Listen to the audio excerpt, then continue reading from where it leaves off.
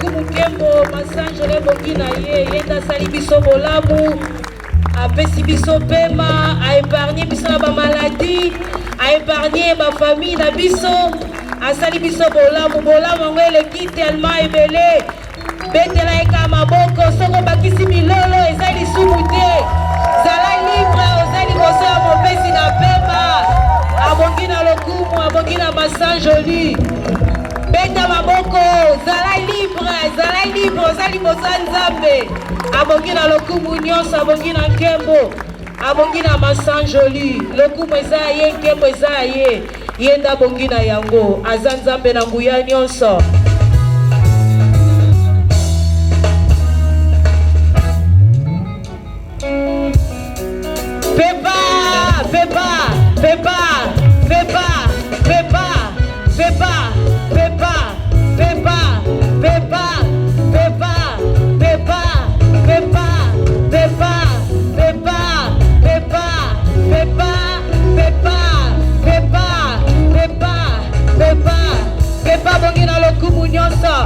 Yende nzambe na nguya nzambe na nguya eleza lokola yo osalaka bika mwa nzambe na nzambe na nguya eleza lokola yo osalaka bika mwa nzambe na nguya soki ntima kobeta maboko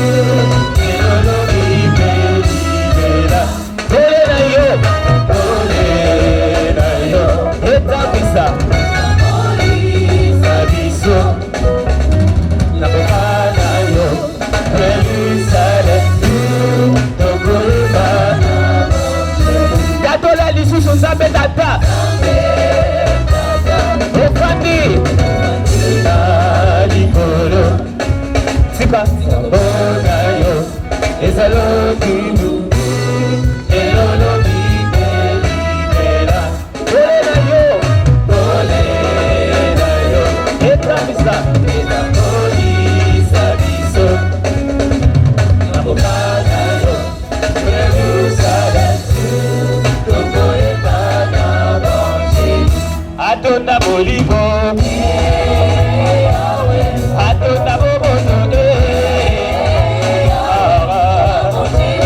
boboto nanga yawe naboteli yomba nanga yawe naboteli bolingo nanga sambi yango yawe bolingo nanga yawe elinga ya basami elinga ya bayebi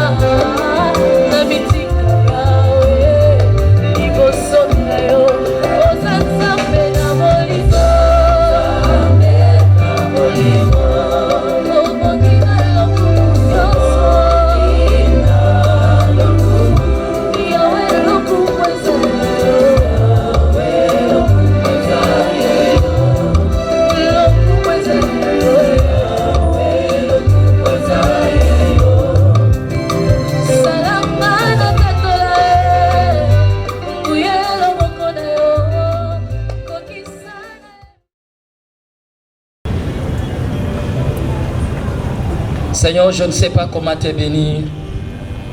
Tu es tellement merveilleux. Parler de toi, Seigneur, je ne saurais pas. Je n'ai pas de mots propres pour parler de toi ce soir.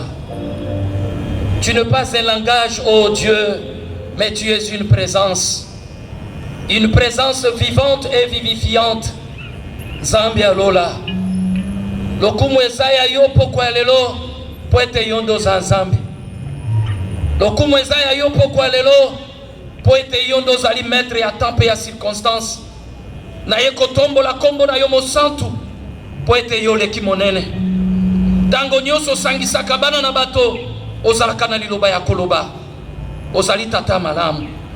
Bible lobi, l'homme ne vivra pas de pain seulement, mais de toute parole qui sort de la bouche de Dieu.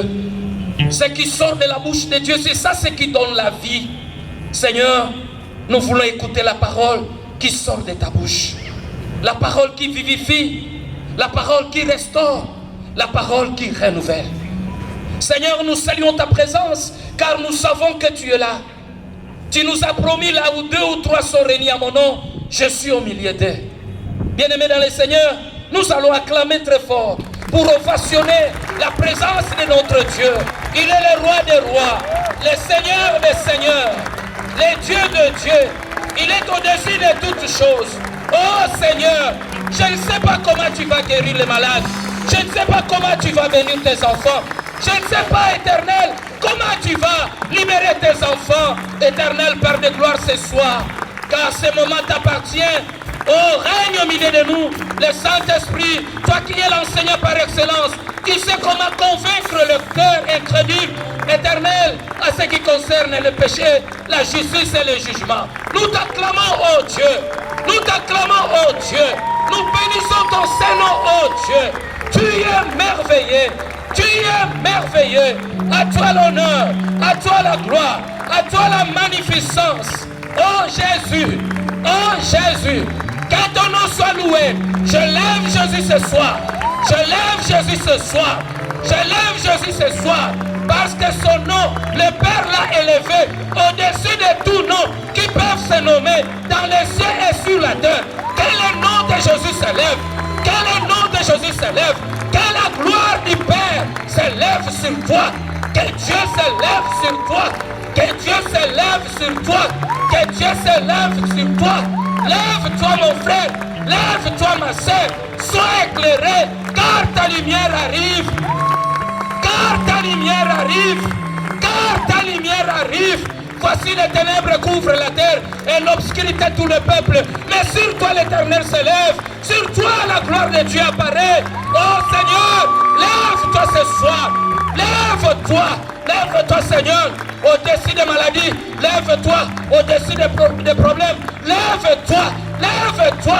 Laisse que ta gloire apparaisse. Seigneur, nous avons besoin de toi. Nous avons besoin de toi. Car tu n'es pas un langage, mais tu es une présence vivifiante. Tu es une présence vivante. Tu es au milieu de nous Seigneur. Tu veux nous parler. Tu veux faire des choses merveilleuses pour la gloire de ton Fils Jésus. Laisse que le nom de ton Fils soit exalté. Laisse que le nom de ton Fils soit magnifié encore ce soir pour ta gloire. Alléluia.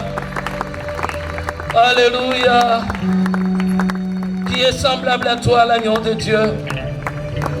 L'agneau qui a été immolé pour nous sauver.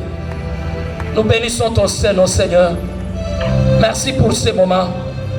Oh Dieu, libère l'onction pour ces premiers jours. Pour ces premiers jours, Seigneur, libère l'onction. Nous voulons t'entendre parler. Nous voulons l'onction qui enseigne. L'onction qui nous donne des révélations. L'onction qui nous amène dans la présence de Dieu. Bénis ces moments où nous voulons écouter ta parole. Que tout soit pour ta seule gloire. Je ne suis qu'un simple instrument. Tous ces gens ne sont pas venus pour me voir, mais ils sont venus pour te rencontrer. Ils veulent t'écouter, Seigneur. Parle, car ton peuple écoute. Pour ta gloire, nous t'avons ainsi prié et nous disons Amen. Nous acclamons Petozo Vanda. Gloire au Seigneur. Na pamboli nzambe pona berger ya église locale na biso papa révérend docteur Kupenza pe na bureau pastoral koleka na bakambi école de dimanche oyo basali biso confiance ya koya ko partager avec vous maloba na nzambe ndenge pasteur Nestor Manzambe auti koloba après confinement nzambe asali biso ngolu kozala compter parmi les vivants pe kozala na kati na esika oyo koyoka maloba na nzambe na marche de prière oyo na pamboli nzambe tika nzambe apambola bino. Bien-aimés dans le Seigneur, nous sommes dans 1 Timothée chapitre 3 verset 15. 1 Timothée chapitre 3 verset 15. Je lis au nom du Seigneur. Mais afin que tu saches, si je tarde, comment il faut se conduire dans la maison de Dieu, qui est l'église du Dieu vivant, la colonne et l'appui de la vérité. Nazongeli kotanga. Mais afin que tu saches, natina ete oyeba, si je tarde, ce qui n'a koumela, comment il faut se conduire dans la maison de Dieu. Lolenge nini osengeli kotambola na kati na ndako na nzambe, qui est l'église du Dieu vivant. Yango nde ezali ecclesia ya nzambe na bomoi. Likonzi pe esika ya koyekama ya bosolo. Alléluia. Likonzi esika ya koyekama ya solo. Nde na kati na texte oyo bakambi école de dimanche bamona ki ko formuler thème na biso ezali ete église, colonne et appui de la vérité. Nazali boso ya ba théologien bayebi ete totanga ki biso nyonso na théologie cours ya ecclésiologie sur l'église. Mais lelo na yeko pesa cours ya ecclésiologie te, mais lelo na yeko panza sango malamu na tina na ecclésia. Loba amen. Loba amen na bien na yokayo. Église, colonne et appui de la vérité. S'il faut qu'on définisse l'église, nalingi kokota na ba définition théologique te, ça va nous prendre du temps. Je voulais juste dire, l'église est allée ensemble de ceux qui sont rachetés par le sang de l'agneau. Alléluia. Et c'est comme cela que j'ai trouvé bon, il y a qu'à définir ce qu'est l'église. L'église, l'ensemble de ceux qui sont rachetés par le sang de l'agneau. Ba oyo nyonso basombami na makila na mwana na pate bango wanande bazali église.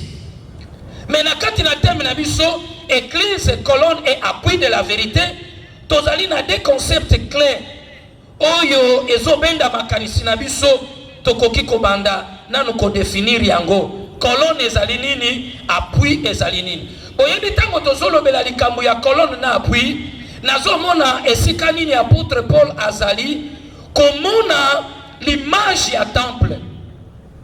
Colonne ezali nini? Balobi colonne ezali un support vertical destiné à soutenir. Ndako soke telemi boye ezapona ba colonne yango ne moto esimbi yango. Bongo colonne ndenge na uti koloba ezali support moko vertical o telema boye mosala na yango ezali pona ko soutenir. Appui ezali ce qui sert à soutenir une chose. Loko la chair ezali appui pona ko soutenir Bible ndenge vandi boye. Bible ezui appui parce que ça la chair oyo ezali ko soutenir yango. Ndenge à partir ya définition oyo bien-aimé dans le Seigneur, tant que tozali koloba ete église, colonne et appui de la vérité. En d'autres termes, toligi koloba tout simplement, église ezali soutien et lokoyo ezako soutenir oyo ezali la vérité. Oyo tokolobela na kati na esika oyo. Parce que ce que totangi na kati na Bible, tokomona plusieurs colonnes bazola kisabiso kuna. Par exemple, na Galates chapitre 2 verset 9, kuna bazali ko présenter Jean na Pierre na Jacques bango bazalaki ba colonne de l'église primitive. Sokotangi na Galates chapitre 2 verset 9 okomona balobi yango bazalaki ba colonne ya église primitive. Quand on parle de la colonne na sens wana eza na sens ya responsabilité. Ils étaient des responsables, des autorités de l'église primitive. Bango de moto bayebaki ko reconnaître ministère ya Paul pendant 14 ans. Tango Paul abongolaki motema azali côté ya sango malamu, mais na Jérusalem bayebaki était comme apôtre. Après 14 ans, Paul akenaki komona Jacques, akenaki komona Pierre, puis akenaki komona Jean. C'est alors bango de bazalaki ba colonne de l'église, c'est-à-dire les responsables de l'église, bayebaki ko confirmer apostolat na ye en tant qu'apôtre des païens. Voilà, tant que Zolobela, église, colonne et appui de la vérité. Premièrement, tolingi kolakisakaka ete église rôle na yango ezali ya ko soutenir, ya ko défendre ce qui est la vérité. Oyo tokote ya biso na katina esika oyo. Liboto na Nzambe tolobi amen. Car l'église du Dieu vivant, la colonne et l'appui de la vérité, a comme une mission prophétique à proclamer la parole de la vérité qui est l'évangile de notre salut. Simba Frazo, église du Dieu vivant, oyezali colonne, appui, la vérité, mission prophétique na yango, selon Paul, et sika na uti kotanga, ezali pour proclamer la parole de la vérité. J'insiste bien, la parole de la vérité qui est l'évangile de notre salut. Ezana batu epele. Bazana katina biyamba bazo sale la peine Nzambe mais nanu bayoki la parole de la vérité te oyezali l'évangile de leur salut nanu bazui yango te. Sokotangi na mokanda na Ephésiens chapitre 1 verset 13 Bible lobi boy.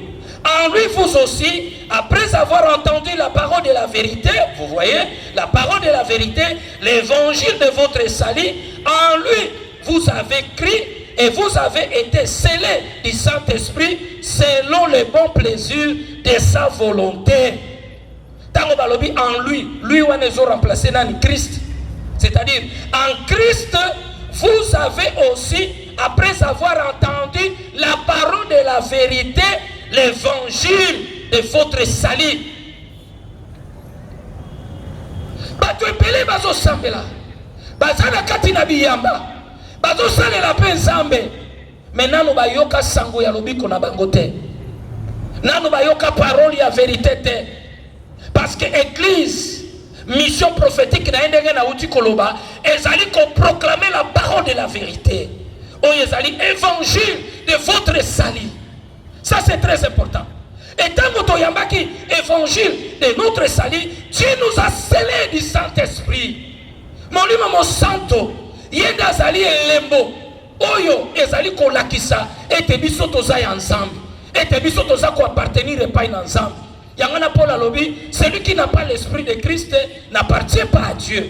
Moto azana molimo ya ensemble te, azali pe ensemble te. Et il faut écouter la parole de la vérité, l'évangile de notre salut. Yagone komemela biso lobiko. Na lingina kanisela bana na Nzambe, likambo moko eleki na kati na Biblia. Bien-aimé dans le Seigneur, nde sikoyo eleki na kangai. Mwana mobali moko na kombo ya Corneille, tozana Acte chapitre 10. Azalaki kobenga ye craignant Dieu. Ba craignant Dieu baza ba prosélyte, c'est-à-dire bato baza ba juif te, mais ba koti na lingoma ya ba Yuda bazali ko sambela Nzambe ya ba Yuda. Corneille oyo azalaki capitaine ya mapinga ya bataillon oyo babengi ya ba italien, azalaki prosélyte, azo sambela na kati na judaïsme. Na judaïsme bien sûr basambela kanzambe ya solo. Corneille azalaki balobi craignant Dieu, azalaki d'abord un homme pieux, craignant Dieu avec toute sa maison, il faisait beaucoup de monde au peuple et priait Dieu continuellement. C'était ça la vie de Corneille na katina judaïsme. Mais malgré cela, Constant na sali ezali amer. Malgré cela, quelqu'un qui faisait des aumônes, quelqu'un qui était pieux, quelqu'un qui craignait Dieu,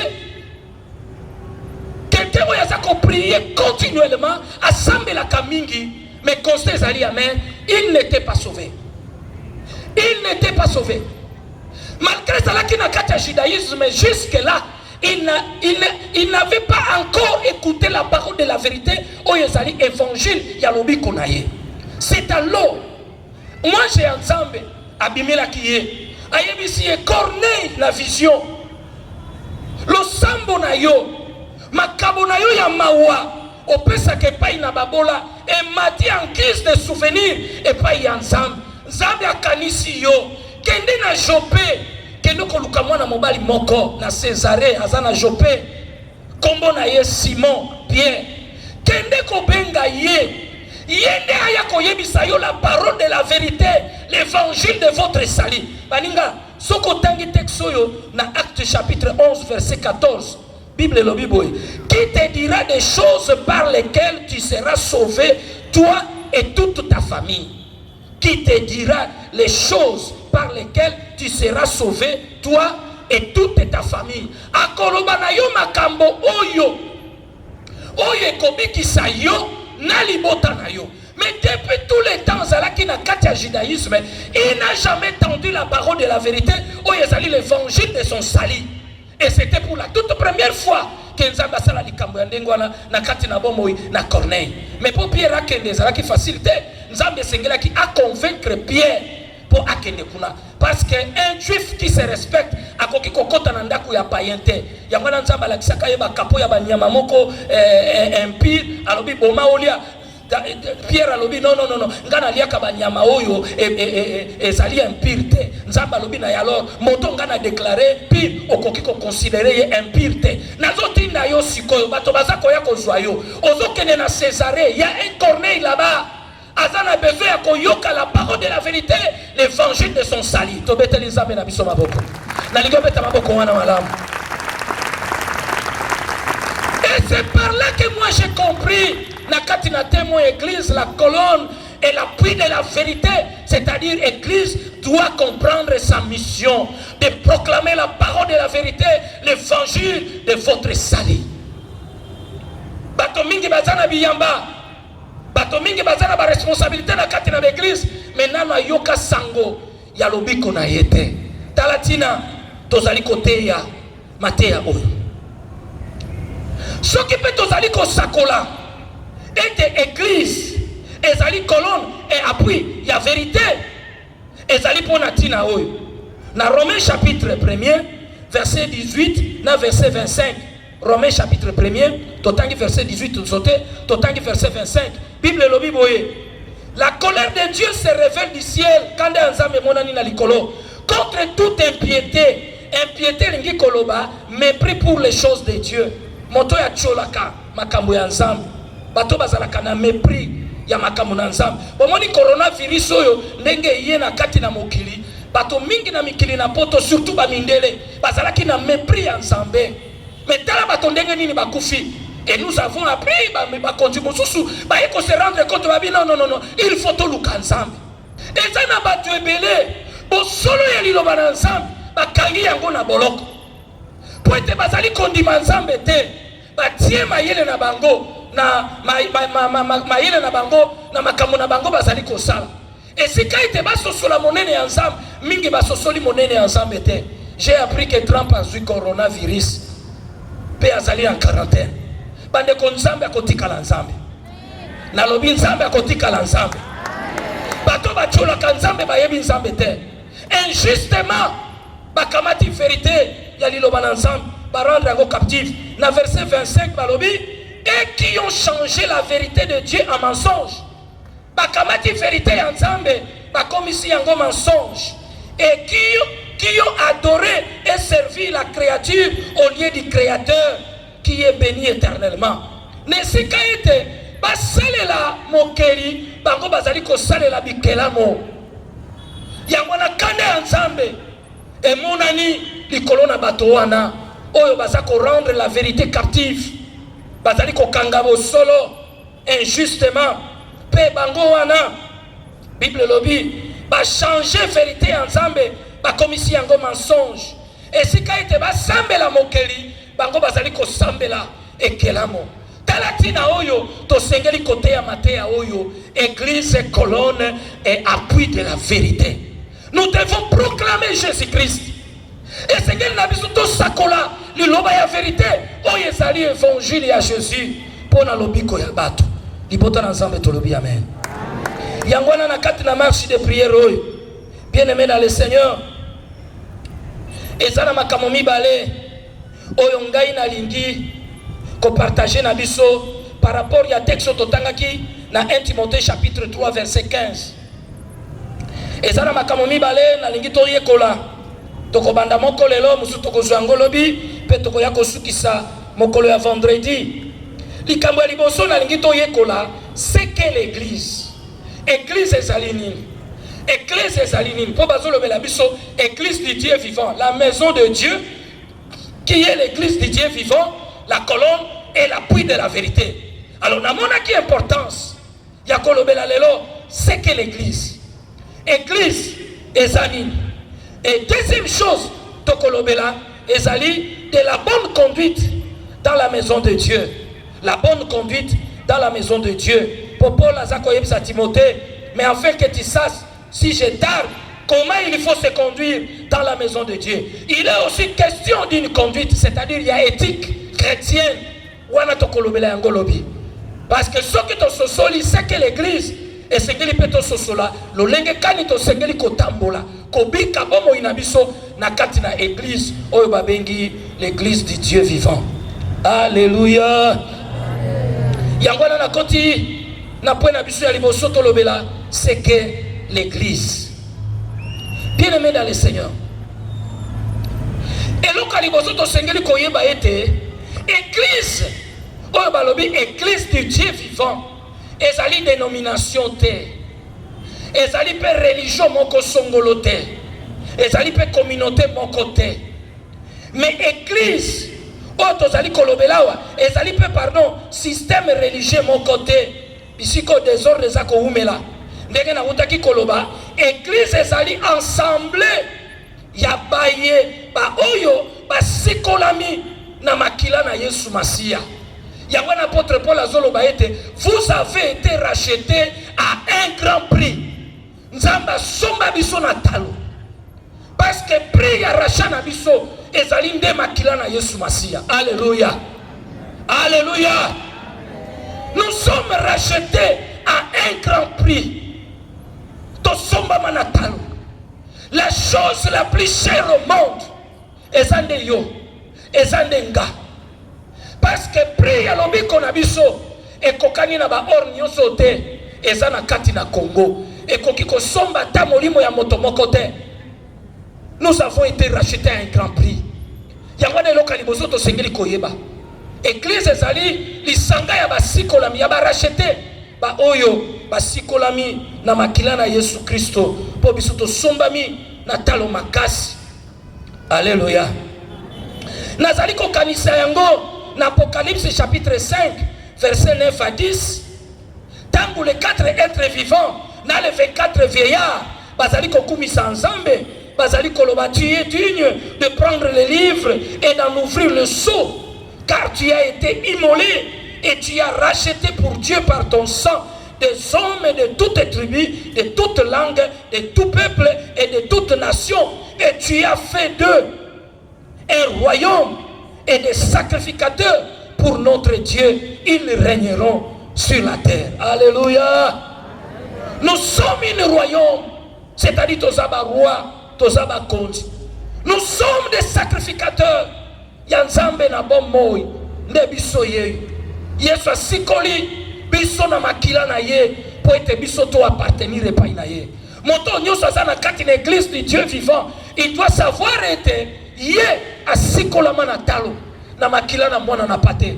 Elisiko wana Satana koki kosakana na yango te na kati na bomoi na biso. Ba démon ba koki kosakana na yango te na kati na bomoi na biso. Poto zwa lisiko oyo eleki nyonso to koki kozwa na kati na sena moi oyo. Alléluia. Oh, alléluia. nazolobela c'est que l'église du Dieu vivant.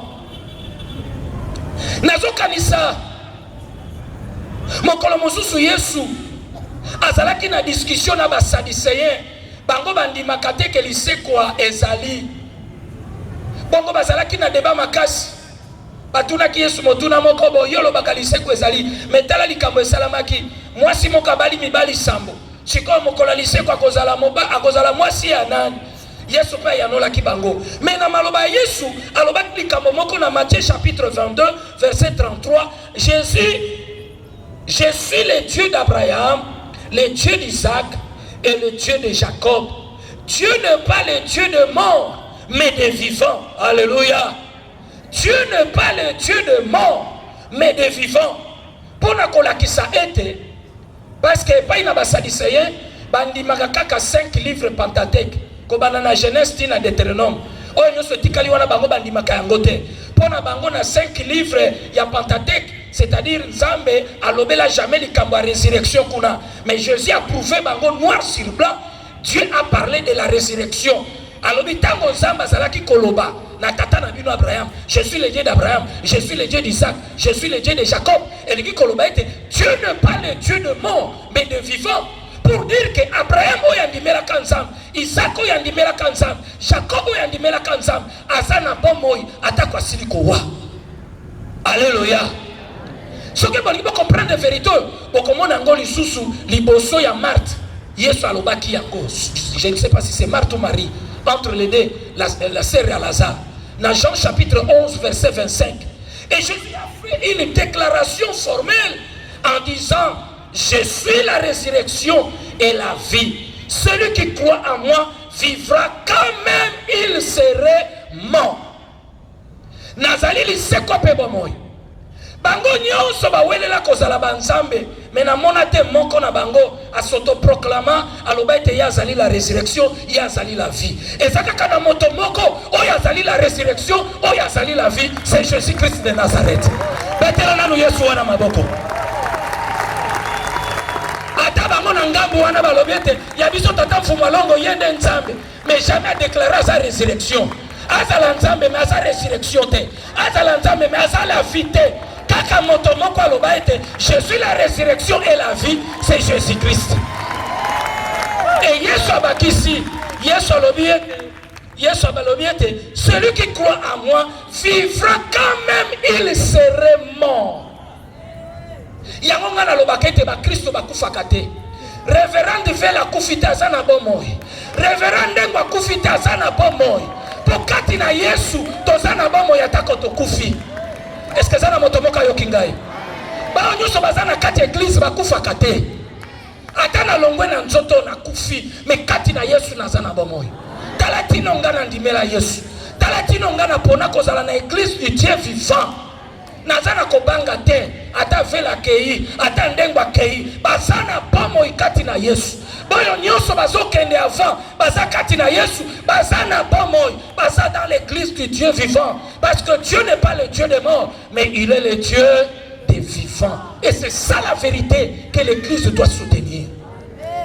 Est-ce que ça la motomoka yokingai? Boyo bazana kati na église babanga kaliwa te. Parce que tozana moto c'est alonga liwa. Après ça, même au-delà de la mort, nous avons la vie, même au-delà de la mort. Voilà pourquoi nous avons tout intérêt. Il y a cause à la église du Dieu vivant. Et deuxièmement, c'est que l'église, alors la maison de Dieu. Oh, na sepeli na Paul, kolendi Samuel na Timothée. Alors si je tarde, comment il faut se conduire dans la maison de Dieu? L'église, c'est aussi la maison de Dieu. L'église, c'est aussi la maison de Dieu. Et l'occasion, ça a été cette maison de Dieu est Tongama. La maison de Dieu n'est pas construite avec des matériaux durables. Ça, ce n'est pas la maison de Dieu. Alléluia. Parce que l'église, c'est la maison de Dieu. L'église, c'est la maison ensemble. Banani bazana droit. Il y a qu'on demeurer dans cette maison, ce sont des fils et non un esclave.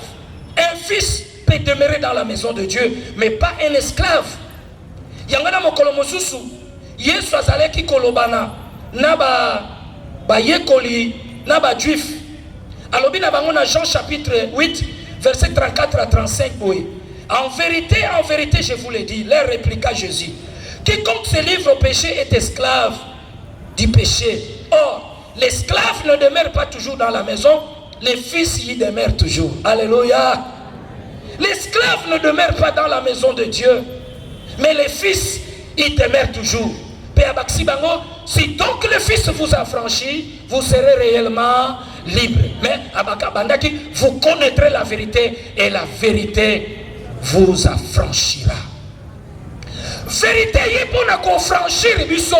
Tout le monde a état. Il y a cause à la esclave, il y a péché, il y a monde. Donc comme ma fils, bateau bazali libre, baza ko demeurer dans la maison de Dieu. L'église est la maison de Dieu. Montre à ça qu'on met dans la maison de Dieu, azali fils, un homme libre. Azali esclave, parce qu'un esclave ne peut pas demeurer dans la maison de Dieu. Raison pour laquelle na bomo inabiso lokola ba Kristo tokoki kotika te masumu et continuer ko konza bomo inabiso parce que biso tozali susu na étape ya kozala ba esclave te mais tokoma na étape ya kozala ba fils tozali na liberté ya ko jouir dans la maison de Dieu. Et c'est ça ce qui justifie aussi notre adoration liboso ensemble. Si nous sommes dans la maison de Dieu, nous allons nous comporter comme des fils et non comme des esclaves. Yangwana mwana ensemble, yozali yao, omituna, pe omiyeba, ozana lolengenini, ozana etanini. Est-ce que vous allez toujours esclave? Tozali motoyo, azali libéré. Alléluia. Oh, alléluia. Et là qu'on a sepeli, yamotuya, oto sengeli koyeba. La maison de Dieu, comment on construit la maison de Dieu? Dans 1 Pierre chapitre 2 verset 5, la Bible nous dit, et vous-même comme de pierres vivantes, voilà, vous-même comme de pierres vivantes. Binomoko, lokola mabanga ya bomoi. Ba briki wana yango ezotonga bandako. Mais briki wana ezali banga ya bomoi te. Yo za plus que briki wana. Parce que na kati na maison de Dieu, la façon dont nous construisons la maison de Dieu avec de pierres vivantes. Et vous-même, comme de pierres vivantes, édifiez-vous pour former une maison spirituelle, un saint sacerdoce, afin d'offrir des victimes spirituelles agréables à Dieu par Jésus-Christ. Ce qui sont aux alibas pierres vivantes, katina Yesu. Balobi totongama moko likolo ya moninga totongama pour former une maison spirituelle. Tel que nous sommes là, nous sommes déjà une maison spirituelle. Alléluia. Oh, alléluia. Ce n'est pas un bâtiment. Oh, ils ont salé une maison spirituelle. Bien aimé dans le Seigneur, et nous que c'est pour ça qu'on a acte des apôtres. Ce que nous avons acte des apôtres, il y a une phrase. Et le Seigneur ajouta dans l'église ceux qui étaient sauvés. Nzambe azalaki kobakisa na kati na ecclesia baye oyo babikisami. Jamais dans l'église du Dieu vivant, Nzambe akomanda ko ajouter ba oyo ba kozala perdu éternellement. Non. Dieu ajoute toujours dans l'église ceux qui sont sauvés. Dans sa maison, Dieu ajoute ceux qui sont sauvés. Vous êtes de pierres vivantes. Moi aussi, je suis la pierre vivante. Comme de pierres vivantes, lorsque nous nous réunissons pour adorer le Seigneur, nous formons une maison spirituelle pour offrir à Dieu. Parce que nous sommes devenus des sacrificateurs. Des victimes spirituelles. Victimes spirituelles. Il y a aussi des victimes spirituelles. Parce que nous sommes une maison, la maison de Dieu. Alléluia.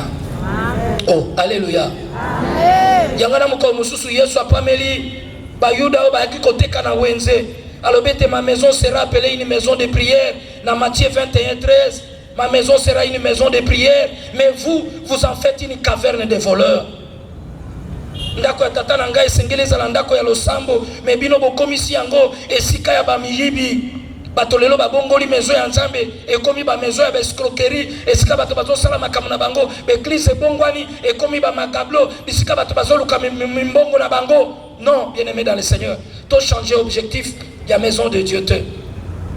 Naleki na likamosusu, c'est que l'église, na la kisi yango, l'église de Dieu vivant, na la kisi yango c'est la maison de Dieu, na lingina lobelango sikonenge to bandaki kolobelango, la colonne et l'appui de la vérité. Qui a comme mission na yebisa kibino, c'est de proclamer la parole de la vérité et l'évangile de notre salut. Ndemo sala oyo biso to sengeli ko sala na kati na bomo ina biso. Église sali wana pour na ko soutenir la vérité, c'est pour proclamer la vérité qui est Jésus-Christ. Yesu aloba qui était je suis la vérité. Et ça un texte moko merveilleux. Tango Paul azoloba makambo yo ezalaki na tina.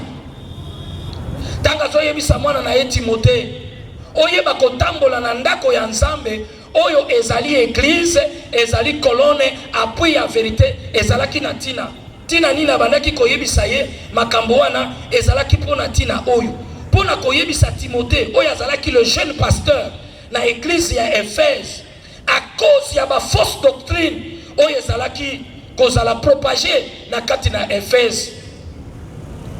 Oyebi ete na Éphèse ezalaki na temple ya déesse Diane oyo bazalaki kogumba melaye ezalaki na ba faux enseignement et puis ba faux enseignement on est utaki na banani na ba faux docteur oyo baza ko se prétendre te baza kati na église alors que baza dans l'église te bazali wana pona ko nuire na bana na ensemble nde na tina wana Paul ayebisaki ye ndenge nini asengeli kotambola na kati na église oyo ezali colonne pe appui à vérité na lobi à cause ya ba fausse doctrine tokomona yango na 1 Timothée chapitre 1 verset 3 à 7 na kotanga yango rapidement. Je te rappelle l'exhortation que je t'adressais à mon départ pour Macédoine lorsque je t'engageais à rester à Éphèse afin de recommander à certaines personnes de ne pas enseigner d'autres doctrines. Natika kiyo na Éphèse pour yebisa na bato mosusu bateya mateya mosusu te ya lokuta et de ne pas s'attacher à des fables, à des généalogies sans fin qui produisent des discussions plutôt qu'elles n'avancent l'œuvre de Dieu dans la foi. Le but de cette recommandation, c'est un amour venant d'un cœur pur, d'une bonne conscience, d'une foi sincère. Quelques-uns s'étant détournés de ces choses se sont égarés dans de vains discours. Ils veulent être docteurs de la loi. Ils ne comprennent ni ce qu'ils disent, ni ce qu'ils affirment. Et ça n'a pas été belé, comme le docteur de la loi, le docteur, il y a du lobananzam. Mais dans la matière, ma kambaza koloba azo comprendre en côté. Now ya zako affirmer, azako comprendre en côté. Bien aimé, lobananzam bezabo sindo. Latina wana nde eyebisamaki epai na Paul na Timothée lolenge nini asengeli kotambola. Alléluia. Oh alléluia. La colonne est l'appui de la vérité. Vérité yango tolobi ezali Yesu Masia. Yende motalobaki dans Jean chapitre 14 verset 6, je suis le chemin, pas n'importe quel chemin. Je suis la vérité, pas n'importe quelle vérité. Je suis la vie, pas n'importe quelle vie. Et alobi, nul ne vient au Père que par moi. Donc Jésus est le seul chemin. Azali kaka nzela moko. O ezali komema bato epai na tata. Yesu azali kaka vérité moko. O azali komema bato epai na tata. Pe Yesu azali kaka bomo moko. O azali komema bato epai na tata. Si Jésus est la vérité, c'est pour nous conduire vers le Père. Ce qui Yesu azali solo, ezali po amema biso epai na tata. Ne loko na motuya église du Seigneur oyo to sengeli koyeba na kati na bomo ina biso yango nde ezali ya motuya.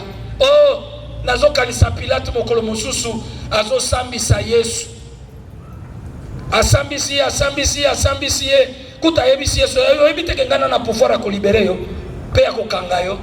Yesu yebisi yo na pouvoir mokote soki pesa meli yo epai na tata te soki bokonzi na ngeza laki na sawa mbele na ngaki kosenga mapinga lola elingaki kokitawa pe elingaki kokokate mais lokole ezali mokano na Nzambe yango na tiki bongo atuni yo zali mokonzi na bayuda wana ezali na Jean chapitre 18 37 à 38. Pilate lui dit, tu es donc roi? Jésus répondit, tu l'as dit, yomokolobi yango, je suis roi. Nazali mokonzi, je suis né et je suis venu dans le monde pour rendre témoignage à la vérité. Alléluia. Mbala liboso version na lingakango mingi. C'est mbala liboso où j'ai vu Jésus a parlé de sa naissance. Mbala liboso na Bible nangai na mona Jésus alobi je suis né. Et cette naissance ezali naissance virginalité parce que Luc, Matthieu na loba Matthieu na Luc bangone mutu balobela sur la naissance virginale ya Jésus. Mais Jean alobela kamingi sur la naissance spirituelle parce que Yesu abotami na Nzambe. Alobi je suis né et je suis venu dans le monde pour rendre témoignage à la vérité. Quiconque est de la vérité écoute la parole de Dieu. Pilate a tout nié. Qu'est-ce que la vérité? Et ce que la pekakawana, qu'est-ce que la vérité? Voilà la question que l'homme moderne se pose. Qu'est-ce que la vérité? Bato bakei na science, bato bakei na philosophie, bato bakei na makamondenge na ndenge, basako luka la vérité selon les concepts. Alors que la vérité n'est pas un concept, mais la vérité est une présence, la vérité est une personne vivante. C'est Jésus-Christ. Alléluia. Quand luka Jésus n'a pas concept, n'a pas définition. Jésus azali réel. Ce que olingi kokutana na yo kokutana na ye. Yesu kokutana na ye na motema na yo. Alors une fois si je me tiens à la porte et je frappe, si quelqu'un entend ma voix et ouvre la porte, j'entrerai chez lui et je souperai avec lui et lui avec moi. Nalingi to bondela. Mais na yebi sabino vérité asuka. Ezali na maloba oyo. Yesu alobaki epai na Pierre. C'est par une révélation. Yesu atuni ba ekone bato balobaka ngana zanani. Oh za Eli, babusu balobaka oza Jérémie, babusu balobaka boy. Ebongo bino bolobini Pierre alobiete ozali Mesia, mwana Nzambe na bomo. Yesu alobina ye Pierre oza moto na esengo. Eza makila na maite moto sosoli yo makambo, mais ali tata na ngai na lola. Poyo yebi ngai te. C'est par révélation que tu as compris. Alors tu es Pierre, sur cette pierre je bâtirai mon église. Alléluia. Ba église catholique balobaka ete Pierre wana ezali succession ya il y a Saint-Pierre, il y a Pape Saint-Pierre, ainsi de suite. Bon, on est allé, makamuna bango. Mais l'ibanga yango ezande Yesu Christ. Yesu yemo kazali la tête de l'église. Yemo ko le corps de l'église. L'ibanga yango ezali de Yesu. Ye wana de révélation. Mais loko na sepelaka na phrase ya suka Yesu alobi boy. Les portes du séjour des morts ne prévaudront point contre elles. Verbe prévaloir elingi koloba, prendre dessus, prendre l'avantage, se montrer supérieur. Le séjour des morts ne peut pas prendre dessus de l'église. Le séjour des morts ne peut pas prendre l'avantage sur l'église. L'enfer ne peut pas se montrer supérieur à l'église. L'église est supérieure de l'enfer. L'église est supérieure à la mort. Alléluia. Voilà l'église colonne, appui de la vérité. C'est pour proclamer la parole de vie. Bible lobi na biso na parole nanga ya conclusion na prière Jésus azalaki kosala alobi boye Jean 17 15 à 17. Je ne te prie pas de les ôter du monde, mais de les préserver du malin. Ils ne sont pas du monde, comme moi je ne suis pas du monde. Sanctifie-les par ta vérité, ta parole est la vérité. Dans le bas qui marche, il y a un biso tobandi. Nzambe aye pour sanctifier biso par la vérité. Est-ce que ça n'a motomoka dimi encore? Nzambe aye pour sanctifier biso par la vérité, car sa parole est la vérité. Nous devons chercher à connaître la vérité qui est Jésus-Christ. Pourquoi les lots ezali pour même biso na sanctification? Parce que l'obi tokolobela likameta li conduite ndenge Paul azoyebisa Timothée avant que na ya soki na koumela oyeba kotambola wana tokolobela yango lobi lokolo ezali likamba koyeba kotambola na kati l'église ezali la maison de Dieu. Nous devons savoir, nous avons besoin être sanctifiés par la vérité, car ta parole est la vérité. Totelemi tobeteli nzambe na biso maboko na mwa minute totikali nango. Je vous invite dans la présence de Dieu. Nous acclamons pour la gloire de Dieu. Je vous invite dans la présence de Dieu. Oui, je vous invite dans la présence de Dieu. Maintenant, je vous invite dans la présence de Dieu. Je vous invite dans la présence de Dieu. Acclamons pour la gloire de notre Dieu.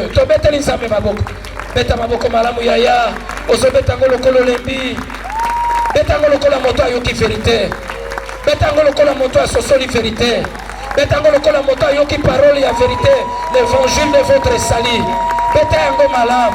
Je vous invite dans la présence de Dieu. Nous allons monter dans la présence de Dieu. Nous allons adorer Dieu. Bien-aimés dans le Seigneur, nasenga kinzambe loko moko na marche de prière oyo. Tango président Félix Tshisekedi Tshilombo azwaki bokonzi, ayebaki ko accorder une grâce présidentielle.